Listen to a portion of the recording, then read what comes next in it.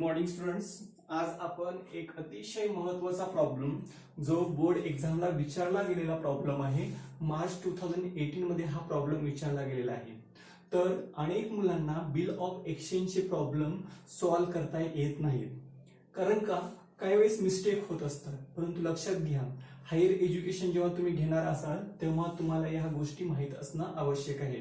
विशेष म्हणजे तुम्ही सीए फाउंडेशन सारखा कोर्स करणार असाल तर तेव्हा सुद्धा हा भाग खूप महत्त्वाचा विचारला जातो. ठीक आहे, बघूया. अतिशय सोपा प्रॉब्लेम आहे आणि एक लक्षात घ्या, नियर अबाउट 80 to 90% जे चान्सेस आहेत बोर्ड एक्झामला जो काही प्रॉब्लेम विचारला जातो तो ड्रॉवरच्या बुक्स मध्ये विचारला जातो अनेक वेळा. कारण drawer is one of the main person. तर आपण हा problem step by step solve करूया. अतिशय सिंपल वेने आपण सॉल्व्ह करणार आहोत. घाई गडबड करण्याची गरज नाहीये. एक स्टेप पूर्ण झाल्यानंतर दुसरी स्टेप पूर्ण झाल्यानंतर तिसरी स्टेप, आपण स्टेप वाईज आपण एंट्री करणार आहोत. ओके, तर पहिल्यांदा आपण जेव्हा बिल ऑफ एक्सचेंजचा प्रॉब्लेम सॉल्व्ह करतो तेव्हा आपण एक गोष्ट लक्षात घेणं गरजेचं आहे की ह्या प्रॉब्लेमच्या ज्या काही जर्नल एंट्री ती कोणाच्या बुक्स मध्ये विचारलेली आहे. तर give journal entry in the books of Sayali. तर सायलीच्या बुक मध्ये एंट्री विचारलेला आहे. तर मग आपण विचार करायचा, आय एम सायली. तर मी सायली आहे. तर मी काय करीत आहे, मी परचेस करत आहे का मी सेल्स करत आहे. ऍक्च्युअली बिल ऑफ एक्सचेंजच्या ज्या ट्रान्झॅक्शन असतात का त्या मोस्टली परचेस आणि सेल्स रिलेटेड असतात, क्रेडिट ट्रान्झॅक्शन असतात. तर या ठिकाणी मी कोण आहे, सायली आहे. आता कन्फर्म झालं सायली. आता सायलीच्या अँगलने विचार करायचा. काय बघा काय सांगितलं या ठिकाणी, Sayali sold goods on credit to Manali for rupees 40,000. Sayali ji आहे ती मनालीला गुड्स विकते. तर सायली कोण झाली, drawer. Drawer means a person who sold goods on credit and draw a bill. तर बिल ड्रॉ करून ऍक्सेप्टन्स घेतलेली आहे म्हणून सायली काय झाली, तुमची ड्रॉवर. शक्यतो या ट्रान्झॅक्शन मध्ये लगेच कळणार नाही तुम्हाला, पण लक्षात घ्या जो व्यक्ती गुड्स सोल्ड करतो तो ड्रॉवर बनतो. आता ऍक्च्युली या फर्स्ट ट्रान्झॅक्शन मध्ये जी सायली आहे ती काय झाली, तुमची क्रेडिटर झाली.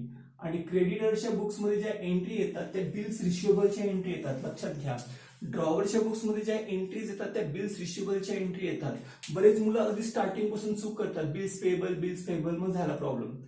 ड्रॉवर म्हटलं की बिल्स रिसिवेबल आणि ड्रॉइंग म्हटलं की बिल्स पेबल. ओके, ड्रॉइंग म्हणजे कोण, कस्टमर बिलाचे पैसे देणे लागतो आणि ड्रॉवरकडे पैसे येणे असतात म्हणून बिल्स रिसिवेबल लक्षात ठेवा. तर आपण बघूया. तर फर्स्ट ट्रान्झॅक्शन बघा, मी ब्रॅकेट पण केलेलं आहे का, तर तुम्ही खूप सोपा प्रॉब्लेम जरी खूप मोठा वाटत असेल ना तरी अतिशय सोपा प्रॉब्लेम आहे, फक्त तो दिसायला अवघड आहे. बघा, Sayali sold goods on credit to Manali for rupees 40,000. Who is I am Sayali. I am selling goods to Manali. मी कुणाला माल विकत आहे, मनालीला माल विकत आहे. तर मग पहिल्यांदा एंट्री काय येणार, सायलीच्या बुक मध्ये तर सायलीचं नाव येणार नाही ऑब्विसली. तर मग कुणाचं नाव येणार आहे, मनालीच्या. राईट, अगदी तुम्ही बरोबर सांगता. बघा, मनालीज अकाउंट डेबिट. मनालीचा अकाउंट आपण डेबिट करायचं आहे टू सेल्स अकाउंट. आपण सेल्स करत आहोत. ओके, तर बरेच मुलं सोल्ड लिहितात. तसं लिहायचं नाही सोल्ड म्हणून. Okay, Manali account debit to sales being sold goods on credit किंवा गुड सोल्ड ऑन क्रेडिट म्हणलं चालेल. Sold goods on credit. Narration you can write in your own words. तुम्ही तुमच्या शब्दामध्ये नॅरेशन लिहू शकता. तर बिलाची एकूण किती रुपयाच्या वस्तू विकलेल्या आहेत आपण, 40,000च्या. ठीक आहे. नंबर 2, आपली फर्स्ट ट्रान्झॅक्शन कंप्लीट झालेली आहे. मी वाटल्यास त्याला अंडरलाईन करतो. इथपर्यंत आपला भाग क्लिअर झालेला आहे. आता पुढे परत रिव्हर्स जाण्याची गरज नाहीये. चला forward. Sayali drew a bill on Manali for 4 months for the amount due. सायलीनं मनालीवरती बिल काढलेलं आहे. बघा इथं काय झालं, पहिल्यांदा ही सायली आणि ही मनाली. पहिल्यांदा काय झालं, सायलीकडून मनालीकडे गुड्स जात आहे. ठीक आहे. नंतर सायली म्हणते तू काय पैसे द्यायला तयार आहे का, मनाली म्हणते माझ्याकडे पैसे नाही. एक काम कर, मी बिल तयार करते आणि ते बिल तू काय कर, त्या बिलावरती सही कर. मग सही करून ते बिल परत रिटर्न येतं कुणाकडे, सायलीकडे. कोण देत आहे, मनाली. काय येत आहे, हिच्याकडे बिल येत आहे म्हणजे हे झालं बिल्स रिसिवेबल आणि हिच्याकडून बिल जात आहे म्हणून काय झालं बिल्स पेबल. पण हिचा आपण आज विचार करणारच नाही. आज आपण फक्त कुणाच्या बुक्समध्ये एंट्री करणार आहोत, सायलीच्या पुस्तकात ड्रॉवरच्या बुक्समध्ये एंट्री करणार आहोत. तर मग इथून सुरुवात झाली बघा. Sayali drew a bill for 4 months for the amount due, म्हणजे एकूण 40,000 रुपयाची वस्तू विकलेली आहे आणि त्याच्या अगेन्स्टनं बिल काढलेलं आहे. त्या बिलाला मनाली ऍक्सेप्टेड. ऍक्सेप्टेड हा शब्द लक्षात ठेवा, हा अतिशय महत्वाचा शब्द आहे. ऍक्सेप्टेड म्हटल्यानंतर आपण लगेच एंट्री करायची. काय एंट्री करणार,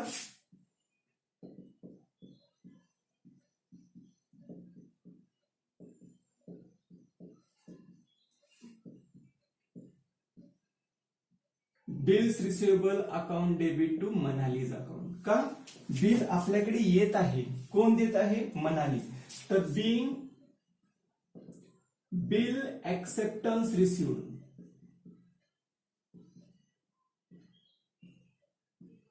बिलाला ऍक्सेप्टन्स मिळालेलं आहे. एकूण अमाऊंट किती तुमची, 40,000 रुपये. ओके, तिने 1 रुपया सुद्धा दिला नाही, कोणी, मनालीला. म्हणजे पूर्ण व्यवहार हा 100% क्रेडिट ट्रान्झॅक्शन आहे. बरं झालं. आता after a month, after a month म्हणजे एका महिन्यानंतर.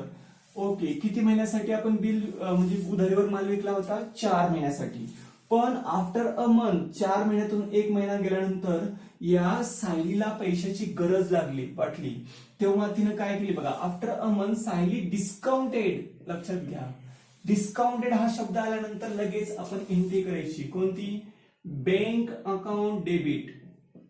डिस्काउंटेड याचा अर्थ काय, when we are going to sold bills to the bank, आपण जेव्हा बँकेला बिल विकतो तेव्हा त्याला आपण डिस्काउंट असं म्हणतो. ओके, तर या सायलीनं काय केलं, ते बिल बँकेला विकलेलं आहे. ओके, आता मला एक सांगा, या ठिकाणी आपण जर बिल बँकेला विकलं असेल तर ते बिल आपल्याकडे असणार आहे का, नाही. Who is the receiver, bank is the receiver. Discount काय, आपला लॉस आहे. डिस्काउंट म्हणजे काय, की या ठिकाणी बँकेनं आपलं कमिशन कट करून घेतलेलं आहे. 2, आपल्याकडून बिल जात आहे, कुणाकडे जात आहे, बँकेकडे जात आहे. तर हे बिल्स रिसिवेबल म्हणजे आता आपल्याकडे बिल राहणार नाही, ते बिल कुणाकडे जात आहे, बँकेकडे. तिथे लिहा, being bill discounted with bank, discounted with bank, बँकेला आपण बिल विकलेलं आहे. आता एकूण बिलाची रक्कम किती होती, 40,000 रुपये. आता डिस्काउंटची काढायची आपल्याला, काढू आपण. एकूण बिलाची रक्कम होती 40,000 रुपये, ही झाली आपली प्रिन्सिपल अमाऊंट. त्याच्यानंतर रेट ऑफ इंटरेस्ट एकूण किती सांगितलंय, 12%. टक्के म्हणजे 12/100. Okay, then after a month, 4 महिन्याचं बिल होतं पण एका महिन्यानंतर, म्हणजे 4 मधून 1 राहिले किती, 3 महिने, म्हणजे 3/12. तर कॅल्क्युलेशन करा, हे 2 0 गेले, हे 2 0 गेले, हे 12 कॅन्सल, हे 12 कॅन्सल. मग आपण 300, 300, 3 4 जा 12, एकूण किती, 1200 रुपये डिस्काउंट. बँकेनं आपलं जे कमिशन आहे ते 1200 रुपये, हा आपला लॉस आहे. 40,000च्या ऐवजी आपल्याला किती भेटले, एकूण 1,200 कमी भेटले, म्हणजे 38,800 रुपये आपल्याला भेटले. हे जे काही 1200 रुपये आपला लॉस झाला, तो का लॉस सहन करून घेतला, कारण आपल्याला 3 महिने अगोदरच बँक आपल्याला पैसे देते, कशाच्या अगेन्स्ट, बिलाच्या अगेन्स्ट. ठीक आहे, आतापर्यंत आपण जो हा भाग बघितला होता, हा भाग इथपर्यंत पूर्णपणे क्लिअर केलेला आहे बघा. ओके, तर त्यानंतर बघूया, on the due date bank inform that the bill dishonour. Dishonour म्हटल्यानंतर आपल्या डोक्यामध्ये ट्यूब पेटली पाहिजे. काय, dishonoured means drawee is not going to pay the amount of bill on due date. Drawee ही जी मनाली आहे ती बिलाचे पैसे दिलेलं नाही. कुणाला दिलं नाही, बँकेला. आपण ते बिल बँकेला विकलं होतं. आता काय करणं गरजेचं आहे, हे बघा, हे मनालीकडून सायलीकडे बिल आलं, सायलीकडून बिल कुणाकडे गेलं, बँकेकडनं. मग मनालीनं बँकेला पैसे देणं होतं, परंतु मनालीनं पैसे दिलेलं नाहीये. बँकेनं सांगितलं कुणाला, सायलीला. ओके, काय सांगितलं, तुमचा जो ग्राहक आहे, ज्याचं बिल तुम्ही आम्हाला दिलं होतं, त्यांनी आम्हाला पैसे नाही दिले. मग काय करायचं, तर ही जी आहे सायली, ती काय करते, नंतर मग मनालीकडून पैसे रिकव्हर करते. पण आत्ताच्या कंडिशनला काय, डिसऑनर म्हटले. डिसऑनर म्हणजे कुणाचं अकाउंट डेबिट करणार, कस्टमरचं अकाउंट डेबिट करणार. अतिशय महत्वाचा प्रश्न, नेहमी बोर्ड एक्झामला तुम्हाला 2.5 मार्काला प्रश्न विचारला जातो, तो म्हणजे डिसऑनर्ड किंवा noting charges should be borne by ड्रॉबिंग. बरोबर आहे. काही जरी खर्च झाला बिलासंबंधी, तो खर्च नंतर मग कोणी करायचा? कस्टमरने. का? कारण तिच्यामुळं आपलं बिल डिसऑनर्ड झालेलं आहे. Manali account debit to bank. का? तर बिल कोणाकडे आता? बँकेकडे आहे. तर मी इथं लिहा, नॅरेशन मध्ये काय लिहा? Being bill dishonoured, being bill dishonored and noting charges paid. Noting charges paid कोणी पेड केलं? बँकेने. एकूण बिलाची अमाऊंट किती होती? 40,000. नोटिंग चार्जेस किती सांगितले तुम्हाला इथं? नोटिंग चार्जेस सांगितले किती? 300 रुपये. तर अशा प्रकारे हे 40,000 प्लस 300 झाले किती? 40,300. ओके. तर ही एंट्री आपल्याला चौथी एंट्री अशा प्रकारे करायची आहे. Manali account debit to bank. आता पुढचा जो भाग बघूया. इथपर्यंत आलो आपण. कुठपर्यंत? हे बघा, मी अंडरलाईन करतो, ही लाईन आपण क्लिअर केलेली. ओके. आता इथून सुरू झालं. मनाली म्हणते एक काम कर, रिक्वेस्ट केली म्हणजे मनाली काय म्हणते? एक विनंती आहे. काय विनंती आहे? की मी सध्या पैसे देऊ शकत नाही. कोण म्हणतं? मनाली. कोणाला म्हणते? साहिलला. Okay. Manali requested to Sahil to renew the bill. एक काम कर ना, एक नवीन बिल तयार कर, मी परत तुला ते पैसे दे. मग मनाली साहिली म्हणते ठीक आहे. कंडिशन काय? तर सायली अग्रीड ऑन कंडिशन. दोघींमध्ये डील झाली. काय डील झाली? एक काम कर मनाली, तू मला 20,000 रुपये दे, प्लस बँकेने हे 300 रुपये माझे कमिशन नोटिंग चार्जेस म्हणून कट केलेत ना, ते सुद्धा दे. म्हणजे 20,000 प्लस 300, एकूण किती दे? 20,300. तर अशा प्रकारे एंट्री आपल्याला येणार आहे. तर कोण कोणला पैसे देत आहे? या ठिकाणी आपल्याकडे कॅश येत आहे. बघा, सांगितलंय स्पष्ट. काय सांगितलंय? Sayali agreed on condition that Manali should pay ₹20,000 in cash. 20,000 cash मध्ये भेटत आहे आणि plus noting charges. Noting charges किती? 300. म्हणजे आपल्याकडे कॅश येत आहे. सायली सावकार आहे, ती ग्राहकाकडून पैसे वसूल करते. Cash account debit to who is the person? Manali. Manali पैसे देत आहे. किती देत आहे? बघा, एकूण बिलाचे अर्धे म्हणजे 20,000 आणि नोटिंग चार्जेस 300, एकूण किती? 20,300. बघा, आता इथं काय लिहिणार? बीइंग हा amount of bill with noting charges received. मी थोडक्यात लिहितोय. ओके. आपल्याला वेळ कमी आहे, आपल्याकडे वेळ कमी आहे म्हणून करतोय आपण. ठीक आहे. इथपर्यंत झालं. पुढे काय झालं? Accepted new bill for the balance amount with interest at 15% per annum. बघा, तर आपल्याला इथं किती भेटले? 20,000 भेटले. ते 300 रुपये तर ते नोटरीचे आहेत, त्याच्यामुळे तो खर्च या ठिकाणी घेणार नाही. बरं, आपण कॅल्क्युलेशन करूया. एकूण बिलाची अमाऊंट किती होती? 40,000. त्यापैकी तिनं दिलं किती? 20,000. राहिले किती? 20,000. आता ह्या 20,000 वरती 15% आपल्याला इंटरेस्ट चार्ज करायचं आहे. 15% म्हणजे किती? 15/100. एकूण नवीन बिल ची ड्युरेशन किती आहे? 3 महिने. म्हणजे काय येणार तुमचं? हे 312. हे 2 शून्य गेले, हे 2 शून्य गेले. 3 एक 3, 3 चौक 12, 4 एक 4, 4 पंचन हे 20, हे शून्य आहे तसे. 15 शून्य शून्य, 15×75 म्हणजे झाले किती? 750 रुपये. 750 रुपये ही व्याज आहे. ओके. तर ह्या व्याजाचं आपल्याला एंट्री करावं लागणार आहे. व्याज आपण घेतोय का देतोय? घेतोय. कुणाकडून घेतोय? मनालीकडून. इंटरेस्ट आपलं इन्कम आहे का एक्सपेंडिचर आहे? इन्कम आहे. मग या ठिकाणी एंट्री करा. Manali account debit. अगोदर ड्यू एंट्री दाखवावं लागणार आहे. अजून भेटले नाही पण आपल्याला भेटणार आहे. Manali account debit to interest. एकूण अमाऊंट किती? इंटरेस्ट निघालं 750 रुपये. परत एकदा सांगतो, ह्या 40,000 पैकी आपल्याला या ठिकाणी 20,000 भेटले. 300 का नाही भेटले? 300 तर नोटरिंगचे आहेत. म्हणजे 40 मधून 20 गेले, राहिले किती तुमचे? 20,000. 20,000 15% काढलं. किती महिन्यासाठी? 3 महिन्यासाठी. का? तर 3 महिन्यानंतर तिने पैसे आपल्याला देणार आहे. इथं लिहा बीइंग इंटरेस्ट ड्यू किंवा रिसिवेबल असं लिहिलं तरी चालेल. आता हे 7 नंबरची एंट्री. नंतर मी एंट्री रफ करणार आहे कारण कदाचित आपल्या जागा अपुरी पडणार आहे. एकूण 9 एंट्री होतात. पुढे काय झालं बघूया. These arrangement were carried through before the due date. He entry आहे ना, accept a new bill for the balance amount with interest. आपण ड्यू दाखवली, म्हणजे आता एकूण येणे किती होतं आपल्याकडे, हे 40 मधून 20 गेले, राहिले किती 20,000, 20,000 प्लस 750 म्हणजे नवीन बिलाची रक्कम आहे ती 20,750. तर एंट्री येणार नवीन बिल. बघा काय सांगितलंय तुम्हाला,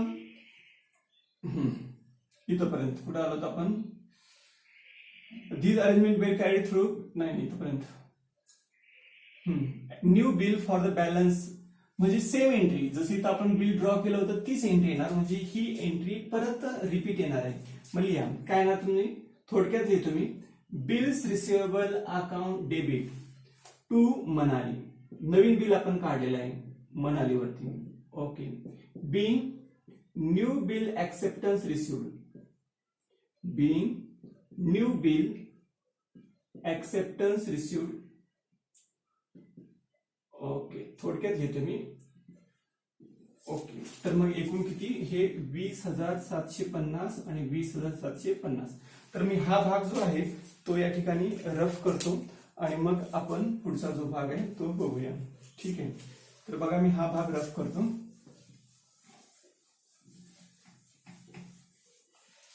ठीक आहे, बघा आता पुढे काय सांगितलं तुम्हाला, 8वी एंट्री आपण बघूया. इथे एंट्री करतो मी, कारण जागा आपल्याला हाईट जास्त असल्यामुळं खाली लिहिता येत नाही. ठीक आहे, 7वी झाली. आता लगेच पुढे काय झालं बघा, these arrangement were carried through before the due date Manali was declare insolvent. Manali काय झाली, आपली दिवाळखोर झाली. दिवाळखोर झाली म्हणजे बिल काय झालं, डिसऑनर. आता बिल कोणाकडे, आपल्याकडे आहे. जेव्हा इथं बघा, इथं पण बिल डिसऑनर झालं होतं. डिसऑनर झालं होतं तेव्हा आपण कुणाचं अकाउंट डेबिट केलं होतं, कस्टमरचं. आणि बँक अकाउंट क्रेडिट काय केलं होतं, तर बँकेला त्याचे पैसे मिळणं आवश्यक होतं. परंतु आता बिल कोणाकडे, आपल्याकडे आहे. मग बिल काय झालं, इन्सॉल्वंट झाली म्हणजे बिल डिसऑनर झालं. डिसऑनर झाला म्हणजे जेव्हा जेव्हा बिल डिसऑनर होतो तेव्हा आपण काय करणं आवश्यक आहे, आपला जो कस्टमर आहे त्या कस्टमरचं अकाउंट आपल्याला क्रेडिट करणं आवश्यक आहे. तर करूया, डेबिट करणं आवश्यक आहे. करूया, किती, 8 नंबरची entry, Manali account debit, Manali account debit to bills receivable account. थोडक्यात लिहितोय, परीक्षेत असं तुम्ही लिहू नका. बिंग बिल डिसऑनर किंवा न्यू बिल डिसऑनर.